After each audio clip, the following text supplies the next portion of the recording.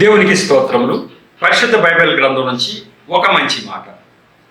హబక్కూకు గ్రంథము 2వ అధ్యాయం 17వ వచనం ఇలా సెలవిస్తుంది. లెబనోనుకు నీవు చేసిన బలాత్కారం నీ మీదకే వచ్చును, పశువులను బెదిరించిన బెదరు నీ మీదనే పడును. దేశములకును పట్టణములకు వాటిలోని నివాసులకు నీవు చేసిన నారాయణ బట్టి జరిగిన బలాత్కారం బట్టి ఇది సంభవించును అని దేవుడు చెప్తూ ఉన్నారు. ఈ నెబుకద్నెజరు రాజు, ఆయనకి 70 సంవత్సరాల బానిసత్వానికి ఇజ్రాయెల్ ప్రజలను అప్పచెప్పినప్పుడు దేవుడు అతను విస్తారంగా చెలరేగిపోయి పశువులకి మనుషులకు విపరీతమైన హాని కలగజేశాడట.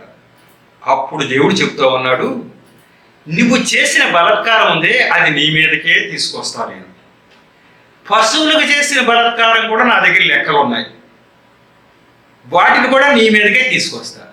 నీకు నేను అప్పచెప్పిన మాట వాస్తవమే కానీ నీ దగ్గర బానిసలుగా ఉంచుకోమని చెప్పే కానీ వాళ్ళందరినీ కఠినంగా శిక్షించమని, కఠినంగా పశువుల్ని బెదిరించమని నువ్వు చేసేవే అదంతా నా దగ్గర లెక్కల్లో ఉన్నాయి, వాటిని అన్నిటినీ కూడా నీ మీదకే నేను రప్పించబోతున్నా అని చెప్పాడు. ఎవరిని? ఆ యొక్క బబులోను రాజు అనేటటువంటి నెబుకద్నెజరు. అంటే బబులోను రాజు మీద కూడా అధికారం ఈయనకే ఉందా అంటే ఉంది. ఈ సృష్టి అంతటి మీద ఆయనకే అధికారం ఉంది. కాబట్టి ఆ యొక్క ఏ దేశం మీద అయినా కూడా ఆయనకు అధికారం ఉంది. తప్పు చేసినప్పుడు ఖచ్చితంగా శిక్షిస్తున్నాను అని చెప్తా ఉన్నాడు. దేవుడి మాటలను దీవించును గాక.